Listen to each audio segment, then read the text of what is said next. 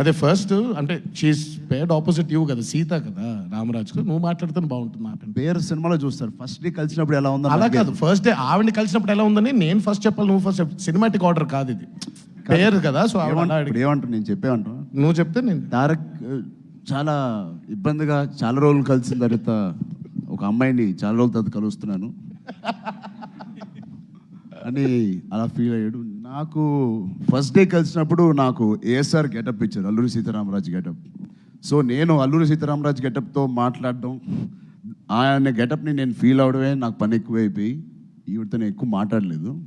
బహుశా స్లోగా I mean she's a pleasure to work with. ఆవిడ ప్రొఫెషనలిజం గురించి నేను విన్నాను and she's it can get more professional than this. బహుశా ఆవిడ మా ఇద్దరికన్నా ఆయన కళ్ళల్లోకే చూస్తూ ఆయన ఏం చెప్తున్నాడో వింటూ అవే చేసింది. సో ఆయన అడగాలి మీరు. She was superb. I was very nervous the first day I met her and very nervous. ఎందుకంటే I know what her work is. తను ఎంత గొప్ప నటి ఈరోజు నేను చెప్పాల్సిన అవసరం లేదు, మీరే యూ వాచ్డ్ హర్ ఫిల్మ్స్. నేను కూడా ఇంగ్లీష్లోనే మాట్లాడుతున్నాను, తనకు అర్థమవుతున్నాను, ఎందుకంటే నేను ట్రాన్స్లేట్ చేయట్లేదని బాధపడుతున్నారు ఆవిడ. So I was nervous working with her because she's a fantastic actor. So నేను తనతో వర్క్ చేసేప్పుడు can I be on par with her అనే నర్వస్నెస్ ఉండింది. సో బట్ జక్కన్ ఉన్నాడు కదా, made us comfortable. And then when I started speaking to her, అరే నార్మల్గానే ఉన్నారు, పెద్ద ఇలా లేరు, అలా స్లోగా ఇట్ జస్ట్ వి జెల్డ్ అనమాట. రాజమౌళి గారు, I gave both of them biryani so they could say nice things about me. Rajamouli garu, this VS Murthy from great Andhra. సాధారణంగా చాలా సినిమాలు చూసాము, విజువల్ గ్రాండీ అన్నది ప్రేక్షకులకి కొత్త కాదు. బట్ మీ సినిమాలకు వచ్చేసరికి అసలు మీ వ్యూహాశక్తికి, మీ కల్పనా శక్తికి అసలు ఎక్కడి నుంచి ఎంత మదన పడితే ఆ థాట్స్ వస్తాయా అనిపిస్తుంటుంది. అబ్బురంగా ఉంటుంది, ఫ్రాంక్లీ స్పీకింగ్ ఒక సర్ప్రైజ్గా ఉంటుంది. ఈ ట్రైలర్లో కూడా ఆ లాస్ట్ షాట్, ఇద్దరు కలిసి ఎగిరే షాట్ కావచ్చు, లేదా టైగర్ మొహంలో పెట్టి అదే ఎక్స్ప్రెషన్తో ఇట్లా ఈ ఊహలన్నీ మీ బుర్రలో మదించేటప్పుడు మీ థాట్ ప్రాసెస్ ఎలా ఉంటుంది? యాక్చువల్గా ఆ థాట్స్ రావడానికి నేను మదన పడినండి. థాట్స్ ఎప్పుడు బుర్రలో ఉంటాయి, దీనికన్నా ఇంకా కోకోలలో బుర్రలో తిరుగుతూనే ఉంటాయి. బట్ దాన్ని ఆ మనసులో అనుకున్న దాన్ని స్క్రీన్ మీద తీసుకురావడానికి మాత్రం చాలా మదన పడతాను, చాలా టెన్షన్ పెడతాను, చాలా భయపడతాను. నా టెక్నీషియన్స్ అందరినీ చాలా భయపెడతాను, నా ఆర్టిస్ట్ని టార్చర్ పెడతాను.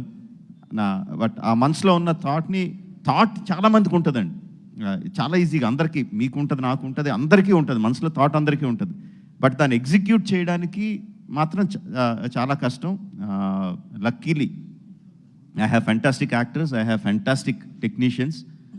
నేను ఎంత టార్చర్ పెట్టినా, ఎంత భయపెట్టినా, ఎంత కష్టపెట్టినా, ఒకవేళ మనసులో తిట్టుకుంటారేమో, తిట్టుకున్నా కూడా బట్ నేను అనుకున్నది చేసి పెడుతున్నారు. So that why I'm very lucky. అంటే ఈ ఊహాశక్తికి, అంటే మీరు చిన్నప్పుడు చదువుకున్న సాహిత్యం కానీ, అంటే చందమామ, బాల సాహిత్యం కానీ, ఇలాంటి దాని ఇంపాక్ట్ ఏమైనా ఉందా? చాలా అండి, విపరీతంగా. నేను నా చిన్నప్పుడు నాకు గుర్తు, నేను చదివిన ఫస్ట్ ఏదంటే అమరచిత్ర కథలు. తర్వాత మనకి పొట్టి పుస్తకాలన్నీ వచ్చేయండి, బొమ్మరిలో పొట్టి పుస్తకాలు చిన్న చిన్నవి. మా ఊర్లో అది 10 పైసలు దానికి. అక్కడికి వెళ్ళి కొట్టుకెళ్ళి తెచ్చుకోవడం. తర్వాత ఇంద్రజాల్ కామిక్స్ అని వచ్చేవి. తర్వాత చందమామ, బొమ్మరిలు, బాలమిత్ర, బుజ్జాయి, అన్నీ, బాలజ్యోతి, అన్నీ ఏది దొరికితే అది చదివేయడం. ఆ తర్వాత ఎండమూరి, మల్లాది వెంకటకృష్ణమూర్తి గారి నవల్స్, ఎద్దనపూడి సులోచన రాణి గారి నవల్స్, అన్నీ ఏది దొరికితే అది నవిలేయడమే, ఏది వదలలేదు. తర్వాత ఇంగ్లీష్ నవల్స్ కానీ, సిడ్నీ షెల్డన్లు, జెఫ్రీ ఆర్చర్లు, అన్నీ. దీంతోపాటు వారపత్రికలు, దినపత్రికలు, ఆ లాట్ ఆఫ్ ఇన్పుట్. అయితే డెఫినెట్గా నాలో ఉన్న సృజనకి అవే మూల కారణం అండి. నేను చదివిన పుస్తకాలే డెఫినెట్గా మూల కారణం. రాజమౌళి గారు, రవిచంద్ర అండి, టీవీ9 నుంచి. రాజమౌళి గారు, ఆలియాకి ఇంకా టైం అయిందండి, ఆలియాని పంపించదు. We're there. So thank you Alia, it's was fantastic. Thank you, Alia. Thank you so much for gracing the event.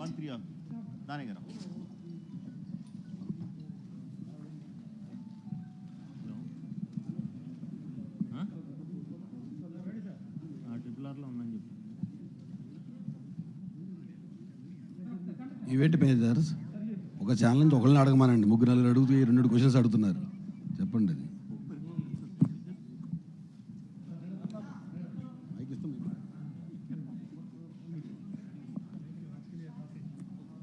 Thank you, Alia. Thank you so much. It was a pleasure having you here. Thank you so much once again.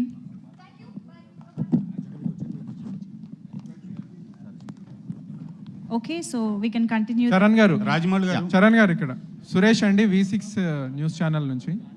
So ఈ సినిమాలో sir కనిపించట్లేదు ఎక్కడ yeah, sir yeah, ఈ సినిమాలో trailer చూస్తే కనుక 2 different షేడ్స్లో మీ role కనిపిస్తుంది. Police officer role, British వాళ్ళకి తగ్గి ఉండే రోలు, అలాగే తర్వాత పవర్ఫుల్ రోల్. సో ఫస్ట్లో వచ్చేసి ప్రాణాలు ఇవ్వడానికైనా సిద్ధము అని అంటున్నారు. తర్వాత వచ్చేసి ఇంకా ఇది ఎందుకు దాడి చేద్దాం పదా అని అదొకటి. ఈ 2 రోల్స్ ప్లే చేసేటప్పుడు మీ ఛాలెంజెస్ ఏంటి? ఎంత పవర్ఫుల్గా ప్లే చేస్తారు? 2 కాదండి, 3 షేడ్స్ ఉన్నాయి ఈ సినిమాలో. 3 వాటి క్యారెక్టరైజేషన్స్ చాలా యూనిక్గా ఉన్నాయి. ఆ 3 ప్లే చేసేటప్పుడు ఈచ్ క్యారెక్టరైజేషన్కి కావాల్సినంత ఎమోషన్ పీక్స్లో ఆయన డిజైన్ చేశారు. అండ్ యా రాజమౌళి రాజమౌళి గారు. ఇక్కడ అండి. సో మీ ప్రతి సినిమాలో కంటే ఈ సినిమాలో ఎమోషన్స్ ఎక్కువ కనిపిస్తున్నాయి. చాలా వాళ్ళని ట్రైలర్లో చూస్తే కనుక ఆ మ్యూజిక్ ప్లే అవుతుంటే ఇందులో ఎంతవరకు ఆడియన్స్ని ఎమోషనల్గా కనెక్ట్ చేయబోతున్నారు? పిండేడువేండి రాజమౌళి గారు, రాజమౌళి గారు, రాంబాబు అండి, TV5 నుంచి ఫ్రంట్ రో. రాజమౌళి గారు, తెలుగు సినిమాని బాహుబలితో నేషనల్ లెవెల్ తీసుకెళ్లారు. ఈ సినిమా చూస్తుంటే ఇంకా దాని మించి స్థాయిలో ఉంది. ఈ తెలుగు ప్రేక్షకులు ప్లస్ అందరి కోసం ముందు రోజే ఏమైనా ప్రీమియర్ వేసే అవకాశం ఉందా ఈ సినిమా? ఏదండి? ఈ సినిమాని ముందు రోజే ప్రీమియర్ వేసే అవకాశం ఉందా? ముందు రోజే ప్రీమియర్ అండి.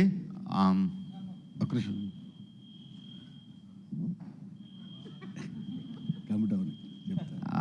అసలు ఆలోచించలేదండి, మీరు సడన్ గా అడిగేసరికి blank చాలా అయిపోయింది. వెబ్సైట్స్ రాస్తా ఉన్నాయి, ఆల్రెడీ కమిట్ అయ్యారు, అన్ని థియేటర్స్ లో సెకండ్ షో క్యాన్సిల్ చేసి అయిపోతున్నారు అని లీగల్ గా వెయిట్ చేస్తున్నారు ఫ్యాన్స్ అందరూ కూడా. అది మీరు అడిగేసరికి నాకైతే బ్లాంక్ అయింది. మీకైతే ఇన్ఫర్మేషన్ వచ్చిందా? మాకు వచ్చింది సార్. ఓకే, అంటే నిజంగా ఇది నేను డిస్ట్రిబ్యూటర్స్తో మాట్లాడాలండి. If distributors are okay with మా దానయ్య గారు ఓకే అంటే డెఫినెట్లీ ప్రాబబ్లీ దానయ్య గారిని క్వశ్చన్ అడుగుతామండి ఇప్పుడు నెక్స్ట్. దానయ్య గారు, స్టేట్ అన్ని ఇండియా మొత్తం ఓకే కానీ ఒక ఆంధ్రప్రదేశ్లో మాత్రం టికెట్ విషయంలో కొంచెం ప్రాబ్లం ఉంది. ఆ విషయాన్ని సార్ట్అవుట్ చేయడం కోసం ఎన్టీఆర్ గారు సహాయం తీసుకుంటున్నారా? ఆయన ఆప్తమిత్రులు ఇద్దరు అక్కడ మంచి పొజిషన్లో ఉన్నారు కదా.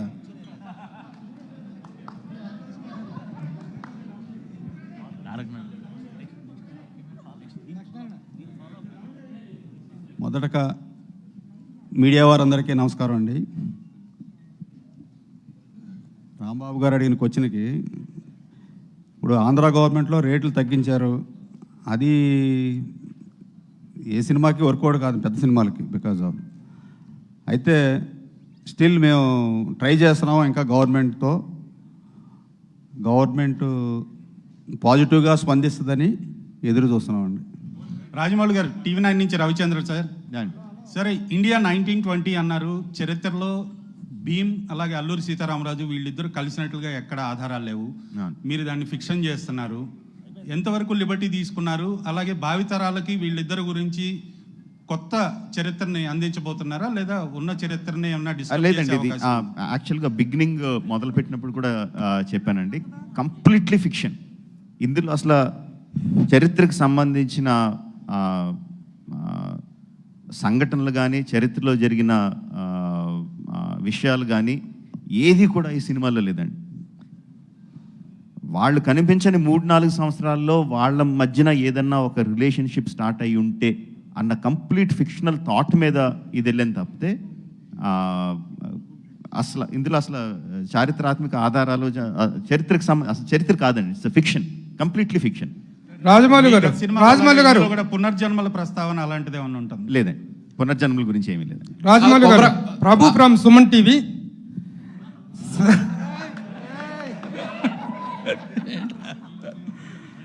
రాజమౌళి గారు, మీరు చెప్పిన ఫిక్షన్ కి కంటిన్యూషన్ క్వశ్చన్ ఇది. ప్రభు గారు డిస్టర్బెన్స్ చేస్తున్నా, సారీ.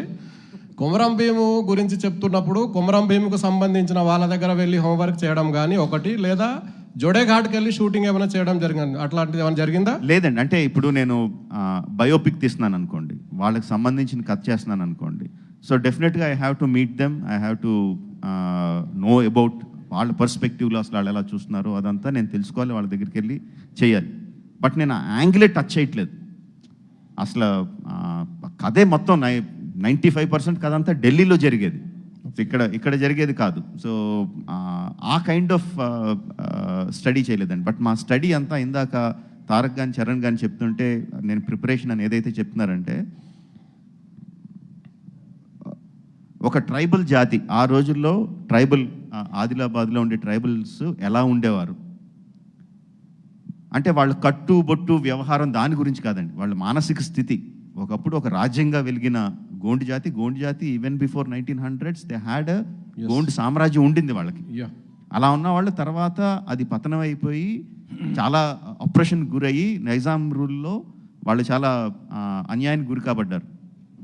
సో ఆ టైంలో వాళ్ళ మానసిక స్థితి ఎలా ఉంటుంది, సో వాళ్ళకు ఒక కాపురు ఉంటే అతని మానసిక స్థితి ఎలా ఉంటుంది, అతను ఎలా బిహేవ్ చేస్తాడు, అతను సిటీకి వస్తే అతని నడవడికి ఎలా ఉంటుంది, అతని పని మీద వచ్చినప్పుడు అతని ఆలోచన సరళ ఎలా ఉంటుంది, అతని బాడీ లాంగ్వేజ్ ఎలా ఉంటుంది, దీని మీద విపరీతంగా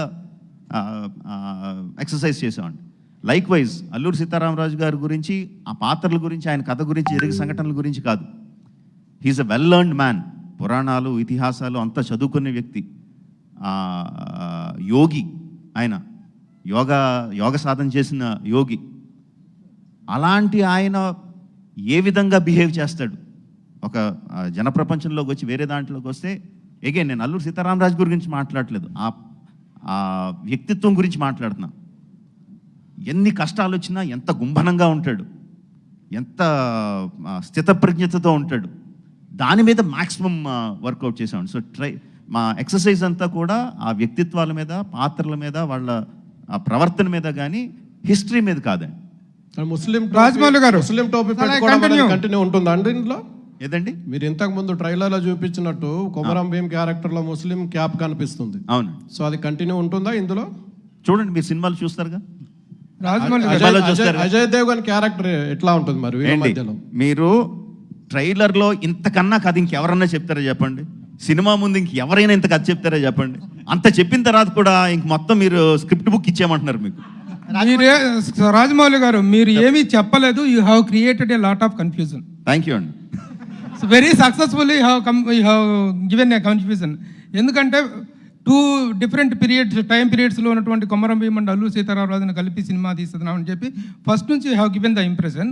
అండ్ తర్వాతకు వచ్చేటప్పటికి రామ్ చరణ్ క్యారెక్టర్ వచ్చేసి బ్రిటిష్ సైన్యంలో ఉండటం, జనరల్ డయ్యర్ లాగా అనిపించాడు, వాళ్ళందరూ కొట్టడం అదంతా చూస్తుంటే. అట్లాగే తనది వచ్చినప్పటికి ముస్లిం గెటప్లోకి రావడం అనేటువంటి it has created a lot of confusion and controversy. Those things are not clarified. Can you give a clarification to that particular? My clarification is this, and it is completely fictional. మొత్తం కల్పితం. So ఇంకా కల్పితంలో ఇంకా clarification ఉంటుందండి, కల్పితం చేసినట్టు మొత్తం అంతా కల్పనే. ఓకే, నెక్స్ట్ పోతే మహాసంగ్రామం తర్వాత the true spirit of a multi star cinema అనేటువంటిది దీన్నే చెప్పుకోవాల్సి ఉంటుందేమో బహుశా. మధ్యలో కొంతమంది పెద్ద హీరోలు, ఏజ్ గ్యాప్ ఉన్నటువంటి హీరోలు చేశారు తప్ప 2 heroes of equal age and equal stature ఉన్న వాళ్ళు చేయటం ఇదే. But there need a proper distribution of scenes and the priorities. Have you maintain that priority and that equality and that image balancing అనేటువంటిది చేశారా? నేను ఇంతకుముందు చెప్పినట్టండి, ఈ సినిమాలో రామ్ అండ్ భీమ్గా 2 పాత్రలు ఉన్నాయి. ఆ పాత్రలకి నా కథ వర్కౌట్ అవ్వాలి అంటే ఆడియన్స్, నా సినిమాకి వచ్చిన ఆడియన్స్ వాళ్ళ పట్ల ఈక్వల్గా ఎంపథైజ్ అవ్వాలి, వాళ్ళిద్దరినీ ప్రేమించాలి, వాళ్ళిద్దరి బాధ వాళ్ళు అనుభవించాలి, వాళ్ళు నవ్వితే వీళ్ళు కూడా అవ్వాలి, అది ఈక్వల్గా చేయాలి. సో నా బ్యాలెన్స్ అంతా అదండి. చరణ్కి 4 గుద్దులు ఉన్నాయా, తారక్ 2 తన్నులు ఉన్నాయా, ఇక్కడ లెంగ్త్ ఎంత ఉంది, అక్కడ లెంగ్త్ ఎంత ఉంది, ఆ కొలతలు అయితే వేసుకోలేదండి. రాజమౌళి గారు, ఏదండి, ఫ్యాన్స్లో ఉంటుందండి, డెఫినెట్గా ఉంటుంది. అది సినిమా చూడకముందు ఉంటుందండి. సినిమాలోకి ఎంటర్ అయిన తర్వాత ఆ కౌంట్ వాళ్ళు మర్చిపోతారండి. రాజమౌళి గారు ఇక్కడండి. రాజమౌళి గారు ఒకరి తర్వాత కుమార్ అండి షీఫ్ సార్, మీరు ఒక వండర్ఫుల్ ట్రైలర్తో మాకు మళ్ళీ ఒక సినిమా మీద ఉన్న ఆ ఇమేజ్ని మళ్ళీ మా ఉత్సాహాన్ని 2 ఏళ్ల తర్వాత మళ్ళీ హైప్లోకి తీసుకొచ్చారు. Thanks for that. మీరు ఫస్ట్ టైం ఒక దేశభక్తికి సంబంధించిన సబ్జెక్ట్ని డీల్ చేస్తున్నారు. కమర్షియాలిటీ, ఇద్దరు పెద్ద హీరోస్, దేశభక్తి, ఈ రెండింటిని ఎలా ఫార్వర్డ్ తీసుకెళ్లారు? అంటే ఈ సినిమా యాక్చువల్గా మీరు చూస్తే దేశభక్తి సినిమా కాదండి. ఇట్స్ కంప్లీట్గా ఒక స్నేహం మీద ఆధారపడిన cinema. It's cinema about friendship. But because మేము పెట్టిన సందర్భం, మేము తీసుకున్న క్యారెక్టర్లో ఆటోమేటిక్గా దేశభక్తి becomes a part of it. So ఒక రకంగా చెప్పాలంటే దేశభక్తి అండర్ ప్లేలో ఉంటుందండి. కింద ఫ్లోలో మీకు క్లియర్ కట్గా పేట్రియాటిక్ సీన్స్ కానీ, పేట్రియాటిక్ డైలాగ్స్ కానీ, ఆ సన్నివేశాలు అవి ఉండవండి. బట్ అండర్ కరెంట్గా అది వెళ్తూ ఉంటుంది. ఇట్స్ కంప్లీట్లీ అబౌట్ ఫ్రెండ్షిప్ మీదే మొత్తం సినిమా అంతా ఉంటుంది. సార్ రాజమౌళి గారు యమదొంగలో ఇటెళ్ళి మళ్ళీ వస్తా. టైగర్గా సార్ రాజమౌళి గారు, సార్ మీ సినిమాలో మీరు పోస్టర్స్ కూడా మాట్లాడుతుంటే పోస్టర్స్ కూడా కథ చెప్తుంటాయి. ఇందులో ఫస్ట్ రామ్ చరణ్ ఫోటో చూపించారు ఫస్ట్ 6 టైటిల్స్లో. అంటే అల్లూరి సీతారామరాజు వయసు ఎక్కువ కాబట్టి రామ్ చరణ్ పెట్టి తర్వాత తారక్ని పెట్టారా? ఇంకోటి వాళ్ళిద్దరు చూపు ఒకే సైడ్ ఉందండి. అంటే వాళ్ళలో స్నేహం ఉంది, వైరం ఉంది. ఒకళ్ళ వరకు ఇద్దరు చూస్తున్నట్టు చూపించవచ్చు, కానీ ఇద్దరు ఒక లక్ష్యం ఒకటే అని అలా పెట్టారా? అంత ఆలోచన చేయలేదండి. ఆ పక్కన ఇంకో 6 ఉందండి, ఇద్దరు రాజమౌళి వైపు చూస్తున్నారు. అంత కాదు, ఇంకా నేను సమాధానం చెప్పలే. ఇంకా సమాధానం చెప్పలేదు. వయసు గురించి ఆలోచించలేదండి. వయసు ఎక్కువ, వయసు తక్కువ అని ఆలోచించలేదు. యాక్చువల్గా తారక్కే 1 సంవత్సరం పెద్దోడు చరణ్ కన్నా. ఇప్పుడు నా వయసు గురించి అల్లూరి సీతారామరాజు ఇక్కడ ఆయన అడిగింది అల్లూరి సీతారామరాజు గారు వయసులో పెద్దోళ్ళా అని. పర్సనల్ గా నేను 1 సంవత్సరం పెద్దోడిని, ఇవన్నీ ఎందుకండి ఇక్కడ? ఏమండి మీరు కూడా ఎందుకండి అలాంటి ప్రశ్నలు? మీరు ఇప్పుడు నా వయసు గురించి ప్రస్తావన అవసరం ఇక్కడ? నేను అడిగింది అల్లూరి సీతారామరాజు గారి వయసు పెద్ద కాబట్టి, కొమరం కన్నా అల్లూరి సీతారామరాజు పెద్దోడు కాబట్టి ఆయన ముందు పెట్టారని నేను అనుకుంటున్నా. ఇక్కడ అంటే ఓకే, సారీ, అర్థం కాలేదు. కాదు, ఇప్పుడు అంటే ఎవరు ఫస్ట్ ఉన్నట్టు, ఎవరు వెనకాల? అల్లూరి సీతారామరాజు ఫస్ట్ ఉన్నాడండి. అతను వయసు ఎలా అవుద్ది? ఇప్పుడు తారక్ అటు చూస్తున్నాడు కదా, తన వెనకాల చరణ్ ఉన్నట్టు కదా. సో అది మీరు ఎలా చెప్తారు, ఏది ఫస్ట్ ఏది సెకండ్ అని? నేను చూస్తాను కాబట్టి ఫస్ట్ అండి. అంటే వీళ్ళిద్దరు ఎటువైపు చూస్తున్నారు? వీళ్ళిద్దరు లక్ష్యం. హాయ్ అండి. Hi, this is Satya from ABP దేశం. ఇక్కడ సార్ రాజమౌళి గారు. ఒక్క సెకండ్ దాని గారు ఒకసారి రండి. దాని గారు ఒకసారి రండి సార్, మీరు రండి. ఎవరు ముందున్నారు, ఎవరు అనుకున్నారు? ఎవరు అనుకున్నారు చెప్పండి. మీరు ఫిక్స్ అయిపోతే ఎలాగా? ఎవరు ముందున్నారు, ఎవరు అనుకున్నారు చెప్పండి. రండి సార్, మీరు రండి. హాయ్ అండి, this is Satya from ABP దేశం. ఎవరు ముందున్నారు, ఎవరు అనుకున్నారు? చెప్పండి. మీరు ఫిక్స్ యాక్చువల్గా కథ అవుట్లైనే చెప్పాను ఇద్దరికి ఒకసారి. బట్ దానికన్నా ఇంట్రెస్టింగ్ థింగ్ ఏంటంటే మన ముగ్గురం కలిసి ఒక సినిమా చేద్దామని ఇద్దరికి ఒకేసారి చెప్పా. That is more interesting. అసలు నాకు ఆలోచన ఉందని ఇద్దరికీ ఐడియా లేదు. ఆ టైప్ ఆలోచన ఉందని ఇద్దరికి ఐడియా లేదు. ఒకరోజు తారక్ ఒకసారి మీరు ఇంటికి వస్తారా అన్నాను, చరణ్ కూడా ఒకసారి ఇంటికి వస్తా అన్నాను. ఓకే జక్కనా అని వచ్చారు. ముందు తారక్ వచ్చాడు, వచ్చి కూర్చొని ఏదో కబుర్లు చెప్తుంటే చరణ్ వచ్చాడు. ఇదేంటి చరణ్ వచ్చేటని చూస్తున్నాడు. చరణ్ తారక్ని చూసి తారక్ ఇక్కడ ఉన్నట్టు చూసాడు. ఇద్దరికి చెప్పలా. సో ఇద్దరిని ఒకేసారి కూర్చోబెట్టి మీ ఇద్దరితో సినిమా చేద్దాం అనుకుంటున్నాను, ఈ కైండ్ ఆఫ్ లైన్స్లో అన్నాను. సో ఇద్దరు అసలు అంటే ఆ కైండ్ ఆఫ్ డ్రామా అంతకుముందు ఎప్పుడు జరగలేదు వాళ్ళ లైఫ్లో. సో వాళ్ళిద్దరు ఎక్స్ప్రెషన్స్ మాత్రం ప్రైస్లెస్. వాళ్ళిద్దరు అవునా అఫ్కోర్స్ మీతో సినిమా అంటే ఎప్పుడైనా చేస్తాం, బట్ ఇద్దరు అన్నది జస్ట్ వాళ్ళు ఎక్స్పెక్ట్ చేయలేదు అది. But immediately they were very happy. And అప్పుడే ఇమీడియట్గా ఒక ఫోటో కూడా తీసి పెట్టాం ముగ్గురు మా సోఫాలో కూర్చొని. That was very interesting for me. And కథ చెప్పినప్పుడు ముందు అవుట్లైన్గా చెప్పా, because such a big story మొత్తం అంతా ఒకేసారి సీన్ బై సీన్ చెప్తే డైజెస్ట్ చేసుకోవడానికి చాలా టైం పడుతుంది. సో ముందు అవుట్లైన్గా చెప్పి పాత్రలు ఎలా ఉంటాయి, ఈ విధంగా అని చెప్పి తర్వాత ఇండివిజువల్గా వాళ్ళ క్యారెక్టర్ తారక్కి, చరణ్కి తర్వాత మొత్తం స్క్రిప్ట్ అయిన తర్వాత మళ్ళీ ఇంకొకసారి నరేషన్స్ అలా ఇచ్చాను. సార్ రాజమౌళి గారు నాటు సాంగ్ కోసం మీరు ఎంత కష్టపడింది చెప్పారు. And what about the action sequences, action సీన్లు చేసేటప్పుడు ఎలా ఉంది? అండ్ 2 years ఆ ఫిజిక్ మెయింటైన్ చేయడం ఎంత కష్టం అనిపించింది ఫర్ చరణ్ అండ్ తారక్? చాలా కష్టం అనిపించింది. 2 years ఎవరికీ సాధ్యం కాదు. బట్ అఫ్ కోర్స్ ఇలాంటి సినిమా చేసేటప్పుడు మెంటలీ మేము ఫిక్స్ అయిపోయాం. 2 years మాకు కావాల్సిన ఫుడ్ కానీ ఎక్కడికైనా వెళ్ళి ఎంజాయ్ చేయాలన్నా కానీ అవన్నీ మేము కాస్త పక్కన పెట్టి ఎక్కువ శాతం మేము డెఫినెట్గా we try to be in the character, ఆ షేప్లో ఉండడానికి ప్రయత్నించాం అనుకుంటా. మధ్యలో చాలా రోజులు చిరాకు వచ్చేసేది. నాట్ అబౌట్ ద ఫిల్మ్ కానీ ఇది కాన్స్టెంట్ ప్రాసెస్. పైగా ఈయనేమో పొద్దునే వచ్చిన దగ్గర నుంచి మీసం పెరిగిందా, గడ్డం తగ్గిందా, జుట్టు ఎంత ఉంది, బుగ్గలు వచ్చాయా లేదా, ఇలా ఉంటుందా ఇందంది టార్చర్. సో చాలాసార్లు విసుగొచ్చేసేది. బట్ అగైన్ ఇందాక చెప్పినట్టు ఇట్ వాజ్ ద కమిట్మెంట్. RRRకి యాక్టర్స్గా ఇద్దరు ఇవ్వాల్సిన commitment has taken us forward. Rajamouli garu mic Rajamouli గారు ఒక నిమిషం సైలెన్స్. రాజమౌళి గారు ఒక తెలుగువాడిగా ఒక టాలీవుడ్ ఇండస్ట్రీ నుంచి నేను ఎక్కడికి వెళ్ళినా ఏ రాజమౌళి క్యా కథా యార్ ఐసా బడా మూవీ నికాల్ రా అని అంటున్నారు. అదే కాకుండా ఫస్ట్ మీరు ఇంత పెద్ద సినిమాస్ తీస్తున్నందుకు ఈ ఐడెంటిటీ తెలుగు వాళ్ళగా మాకు చాలా ప్రౌడ్గా ఉంది. దానికి ఒక claps. Thank you very much. అంతే. ఓకే, క్వశ్చన్ లేదు. ఒక మైక్ పాస్ చేయరా ప్లీజ్. రాజమౌళి గారు ఇక్కడండి, ఇక్కడ సార్. అక్కడ మైక్ ఇవ్వండి సార్ ఇక్కడ మీరు అడగండి సార్ ఇక్కడ సార్ అల్లూరి అనే 2 క్యారెక్టర్స్ నేమ్స్ పెట్టినప్పుడే మీరు ఒక లక్ష్మణ్ రేఖ గీసుకున్నారు. లైక్ అది మీకు ఎంత లైక్ అడ్వాంటేజ్ అయిందా, మైనస్ అయిందా? ఎందుకంటే ఆ పేర్లు పెట్టిన తర్వాత ఇంకా మీరు అది దాటి చేయడానికి క్రియేటివ్ లిబర్టీస్కి కొంత అదొక లక్ష్మణ్ రేఖ లాంటిది. అస్సలు లక్ష్మణ్ రేఖ కాదండి, రాంబాణం. అది దూసుకుపోయి రాంబాణం. అంటే ఆ పాత్రలు పెట్టుకున్న తర్వాత అది లక్ష్మణ్ రేఖ ఎందుకు అవుతుందండి? ఎంత ఎక్స్ప్లాయిట్ చేయొచ్చు, ఎంత హీరోయిజం చూపించవచ్చు, ఏ లెవెల్కి తీసుకెళ్ళొచ్చు. నేను అసలు ఎక్కడ అది ఏదో బంధనం కింద అదేదో నన్ను కట్టపడేసినట్టు నేను అసలు ఫీల్ అవ్వాలా. నా చేతికి ఒక 2 ఆటం బాంబులు దొరికినట్టు ఫీల్ అయ్యా.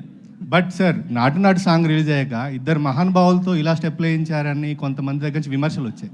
So that's why I'm asking. మీరు అంటే ఆ టైప్ ఆఫ్ కమెంట్స్ వస్తాయని తెలుసండి. బట్ మీరు సినిమాలో నేను అందుకనే నాటు తాలూకు విజువల్స్ అన్నీ చూపించలా. నాటులో జస్ట్ వాళ్ళు వేసిన 2-3 స్టెప్స్ మాత్రమే చూపించాను. కానీ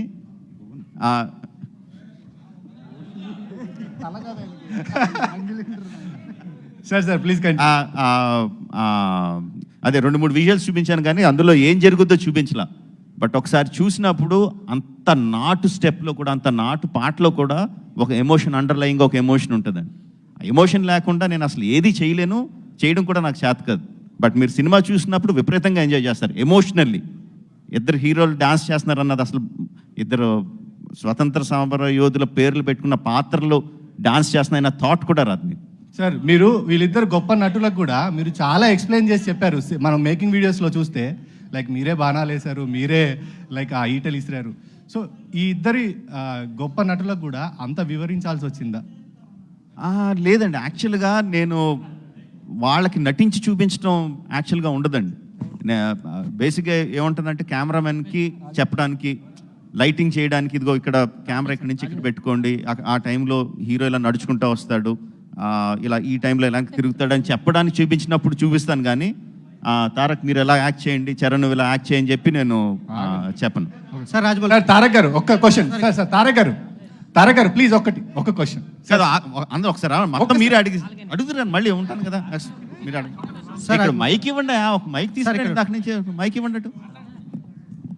సార్ రాజమౌళి గారు, ఐ హ్యావ్ వన్ సెకండ్ అక్కడ అవునండి. సార్ ట్రిపుల్ ఆర్ కథకు సంబంధించి మొత్తం కథా సారాంశం అంతా కూడా ఒక పాటలో ఒడిసిపెట్టారు, దోస్తీ సాంగ్. అది మన దివంగత సిరివెన్నెల గారు రాయడం జరిగింది. సో ఆ పాట వెనుక ఒక సందర్భాన్ని కావచ్చు, ఆయన వివరించినటువంటి సమయాన్ని ఎలా గడిచింది, మీరు అంటే తారక్ కావచ్చు, చరణ్ కావచ్చు, మీరు కావచ్చు, ఆ పాట గురించి చెప్పండి సార్.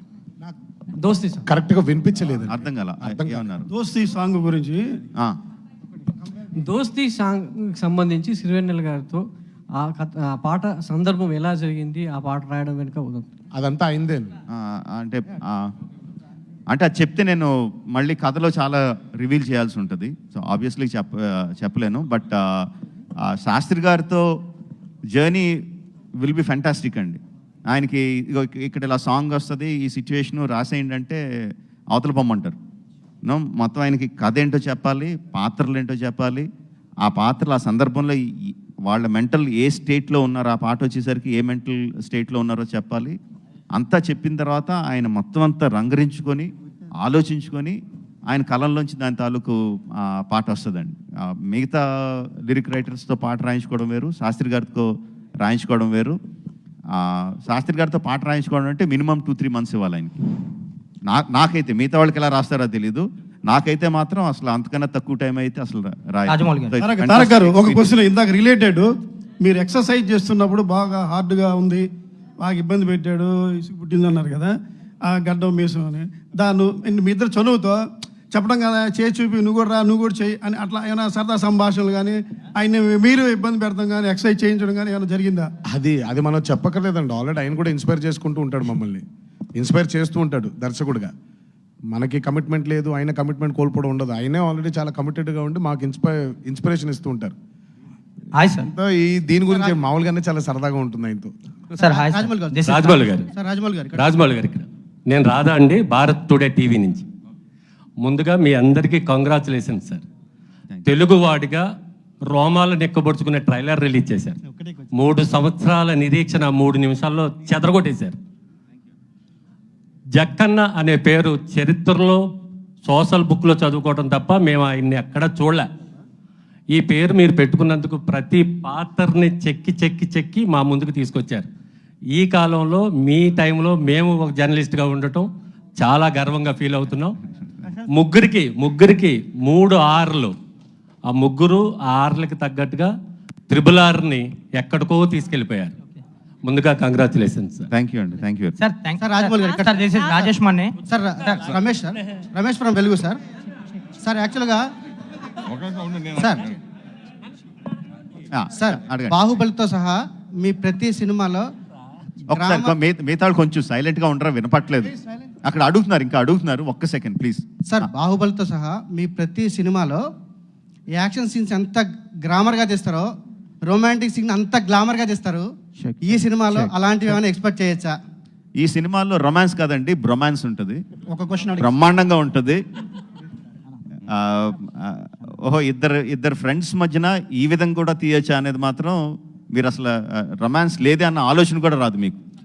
అద్భుతంగా ఉంటుంది. రాజమౌళి గారు దిస్ ఇస్ రాజేష్ మన్నే అండి. రాజమౌళి గారు, మన ఈ సినిమా సంబంధించి ఇద్దరు పాత్రలు కొమరం భీం కానీ అల్లు సీతారామన్ తెలుగు ప్రేక్షకులు బాగా తెలుసు. అంటే ఈ మధ్యన ఏ సినిమా పడితే ఆ సినిమా దాని గురించి మా మనోభావాలు దెబ్బతున్నాయి ఇట్లా అంటున్నారు కదా. ఈ సినిమా రిలీజ్ అయిన తర్వాత అలా అంటున్న వాళ్ళకి మీరు సమాధానంగా ఏం చెప్పడానికి ప్రిపేర్ అయ్యారు? నెంబర్ 1. నెంబర్ 2, ఈ సినిమా ట్రైలర్ని ముఖ్యంగా 10 గంటలకు థియేటర్లో రిలీజ్ చేస్తామని చెప్పి, సాయంత్రం 4 గంటలకి యూట్యూబ్లో రిలీజ్ చేస్తామని చెప్పి 11 గంటలకే ట్రైలర్ని యూట్యూబ్లో రిలీజ్ చేయడానికి రీజన్స్ ఏంటి? అసలు సంబంధం ఉందండి ఆ ప్రశ్నకి ఈ ప్రశ్నకి? ఇంకా ఎవరికి ఆలోచన రాకముందే మీరు ఆలోచన ఇచ్చేటట్టు ఉన్నారు సార్. ఎవరికి ఆలోచన రాలేదు, అందరూ హ్యాపీగా చూసారు. ఎవరికి ఆలోచన రాలేదు, ముందే మీరు ఫీడింగ్ ఇవ్వండి. మీరు ఏమేం చేయాలి, ఏమేం మనోభావాలు దెబ్బతినాలని మీరు వెళ్ళి ఫీడింగ్ ఇవ్వండి. అప్పుడు మేము ఆలోచించుకుంటాం దానికి ఏం చెప్పాలని. రాజమౌళి గారు దిస్ ఇస్ రాజేష్ మన్నే అండి. సార్ రాజమౌళి గారు ఆ తర్వాత ఏమడిగారు? 1 సెకండ్. హలో. అదంతా నాకు సంబంధం లేదండి. అంత సోషల్ మీడియా టీం ఉంది.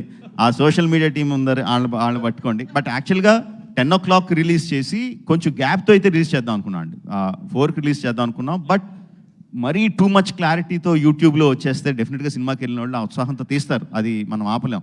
అది మరీ క్లారిటీతో వచ్చేస్తే మటుకు కొంచెం ఎర్లీగా రిలీజ్ చేద్దాం అనుకున్నాం. బట్ 11 గంటలకే రిలీజ్ చేసేద్దాం అయితే ఏం పెట్టుకోలే. అంత క్లారిటీగా వచ్చేస్తాయని నేను అనుకోలేదు. వచ్చేసరికి కొంచెం చూసి భయపడి 11కే వదిలేసాం. సార్ రాజమౌళి గారు, హలో రాజేష్ మానే సార్. సార్ హలో రాజమౌళి గారు, సార్ రాజమౌళి గారు ఇక్కడ అడగండి. ఒక సెకండ్. సార్ ఇది ఫ్రెండ్షిప్ మీద అన్నారు కదా అండి సినిమా అంతా కూడా. జనరల్గా రియల్ లైఫ్లో కూడా ఇద్దరు బాగా ఫ్రెండ్షిప్గా ఉంటేనే మీకు సినిమాలు కూడా ఎమోషనల్ బాగా అవుతాయి. అయితే మధ్యలో పాండమిక్ చాలా లాంగ్ అయింది సినిమా. చరణ్ ఎన్టీఆర్ వాళ్ళ ఫ్రెండ్షిప్ని బయట కూడా ఎట్లా కంటిన్యూ చేయగలిగారు? ఎందుకంటే మీకు తెలుసు సోషల్ మీడియా దాంట్లో ఎన్ని మీకు దరిద్రాలు వస్తాయి, అన్నీ వస్తాయి. అంటే కంటిన్యూ చేయాలి కదండి ఆ ఫ్రెండ్షిప్. ఇద్దరు ఎలా ట్రావెల్ చేశారు ఇద్దరు ఆ ఫ్రెండ్షిప్? దానికి సమాధానం ఆయన కాదండి, అది మేము చెప్పాలి. ఫ్రెండ్స్గా ఇప్పుడు పాండమిక్లో ఆయనే చాలాసార్లు ఎక్కడ ఉన్నారని అడిగితే నేను చరణ్ దగ్గరే ఉన్నానని చెప్పేవాడిని. ఇల్లు ఆల్మోస్ట్ పక్కనే కాబట్టి కొంచెం ఓపెనింగ్ దొరికినప్పుడు ఇంటికి వెళ్ళిపోయేవాడిని. సో అలా ఓపెనింగ్ దొరికినప్పుడు ఆయన కూడా వచ్చేవాడు ఇంటికి. సో పాండమిక్లో ఫ్రెండ్షిప్ కంటిన్యూ చేయడం మా బాధ్యత, అది బాగానే కంటిన్యూ చేశాం. సార్ రాజమౌళి గారు, మా ఇద్దరు ఇప్పుడు సినిమా వల్ల ఇద్దరం ఫ్రెండ్స్ అవ్వలేదండి. ట్రిపుల్ ఆర్ వల్ల we've never been friends, we've been friends and triple R happened.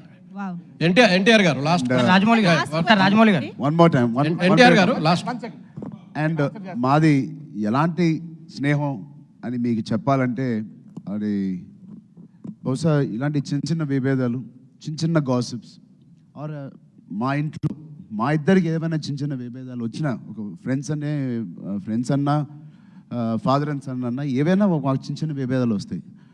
అలాంటివి వచ్చినప్పుడు కూడా మేము ఎంత గట్టిగా మా ఫ్రెండ్షిప్ బలంగా ఉన్నదనేది మేము చూసుకుంటూ ఉంటాం లోపల.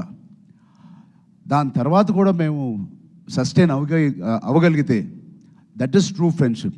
అలాంటి అవలేని పరిస్థితుల్లో మేమిద్దరం సెపరేట్గా విడిపోతే బెటర్ తప్ప ఒక కల్పితం లేకపోతే ఒక ఆర్ఆర్ఆర్ తీస్తున్నారు కాబట్టి నటిస్తూ మేము ఉండలేము. అలాంటి తత్వం ఆయనకి లేదు, నాకు లేదు. సో ఇన్ని సంవత్సరాలు పాండమిక్ ద్వారా మేమందరం కలిసి ఉన్నామంటే that is true friendship. Rajamouli గారు ఒక్కటే మేము ఇద్దరం ఈజీగా చేయగలిగింది ఆయన స్క్రిప్ట్లో లేనిది, మా స్నేహాన్ని ఆయనకి తెర మీదకి మేము తీసుకురాగలిగాం. సార్ రాజమౌళి గారు, సార్ రాజమౌళి గారు last question. NTR garu last question. NTR గారు ఇక్కడ తెలంగాణ యాసలో డబ్బింగ్ చెప్పిన మీరు తెలంగాణ యాస నేర్చుకున్నారా, లేకపోతే ముందే వచ్చా? దాంట్లో గోండ్లు క్యారెక్టర్ కాబట్టి గోండుకు సపరేట్ భాష ఉంటుందండి ఆదిలాబాద్లో. ఆ భాష ఇందులో కూడా ఏమైనా ఉందా?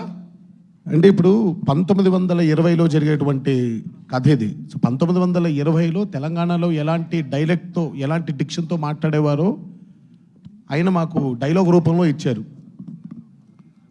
స్వతహాగా హైదరాబాద్లో పుట్టి పెరగడం వల్ల తెలంగాణ మీద కొంచెం భాష మీద టచ్ ఉంది.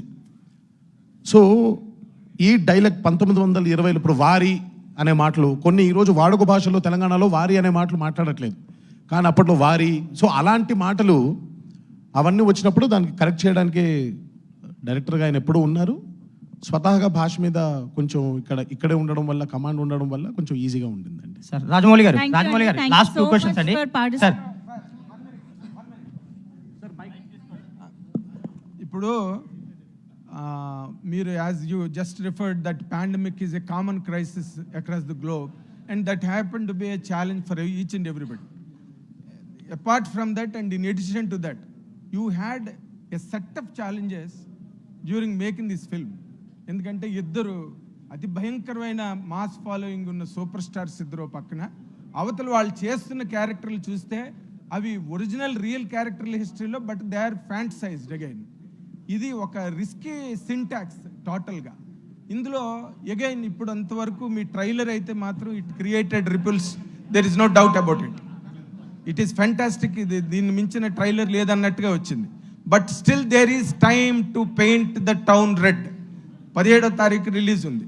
ఇప్పుడు మీరు ఇంత ఒక గ్లోబ్ ఆఫ్ రిస్క్ని తల మీదకి పెట్టుకుని చేసిన ఈ సినిమా how is it going to fare with the masses tomorrow అనే ఒక స్టేట్ ఆఫ్ మైండ్లో మీరు దీన్ని how are you forecasting this success of this film at what degree sir? Okay, 2 things అండి. ఒకటి the making of the film, second the కూర్చోండి please sit. తర్వాత making of the film ఒకటి, తర్వాత రిలీజ్ అయిన తర్వాత ఫిల్మ్ ఒకటి. రిలీజ్ అయిన తర్వాత జరిగేది ఒకటండి. నేను చాలా సిన్సియర్గా బిలీవ్ చేసేది ఏంటంటే అండి, భగవద్గీతలో కర్మణ్యవాధికారస్తే అంటే అంత ఆ శ్లోకాన్ని మొత్తం జీవితాన్ని నడిపేసి అంత ఇది లేదు కానీ నాకు, బట్ దాన్ని నమ్ముతానండి. సో ప్రయత్నం వరకే నేను చేయగలను. నా ప్రయత్న లోపం లేకుండా నేను ఎంత ఎఫర్ట్ పెట్టగలనో అంత ఎఫర్ట్ పెడతాను. నా యాక్టర్స్తో పెట్టిస్తాను, నా టెక్నీషియన్స్తో పెట్టిస్తాను. ప్రోడక్ట్ ఎంత అద్భుతంగా తీర్చిదిద్దగాలో అంత అద్భుతంగా తీర్చిదిద్దుతాను. ఎంత అద్భుతంగా ప్రమోట్ చేయాలో శక్తివంచన లేకుండా అంత అద్భుతంగా ప్రమోట్ చేస్తాను. Once that is done, once the film is released in the theatres, there is nothing I can do. ఆ తర్వాత జరిగే సంఘటనల మీద నాకు ఎటువంటి ఏమంటారు కంట్రోల్ లేదు. ఆడియన్స్ చూడాలి, ఎంతమంది చూస్తారు, ఏ విధంగా చూస్తారు, ఎన్నిసార్లు చూస్తారు, ఎన్ని రోజులు చూస్తారు అనేది completely up to the audience అండి. సో అది నా చేతుల్లో లేదు.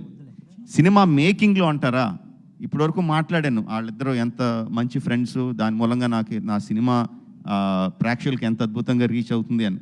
దాంతోపాటు చాలా ప్రాబ్లమ్స్ కూడా ఉన్నాయండి వీళ్ళిద్దరితో. ఎన్ని ప్రాబ్లమ్స్ అంటే, నేను ఒక సినిమాని ఒక 300 రోజులు షూట్ చేసి ఉంటే అట్లీస్ట్ ఒక 25 డేస్ వీళ్ళిద్దరి మూలంగా వేస్ట్ అయిన రోజు.